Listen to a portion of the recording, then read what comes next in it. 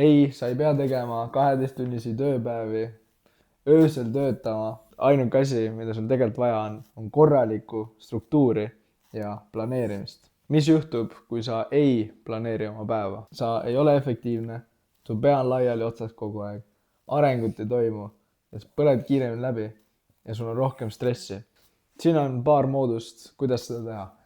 Mina kasutan iga päev Google kalendrit, et planeerida kogu oma päev, panna kirja kõik ülesanded, mis ma pean tegema ajaliselt. Mul ei ole mitte midagi mälus, kui ma olen öösel magama, siis ma enamasti saan mõelda ainult magama minemise peale.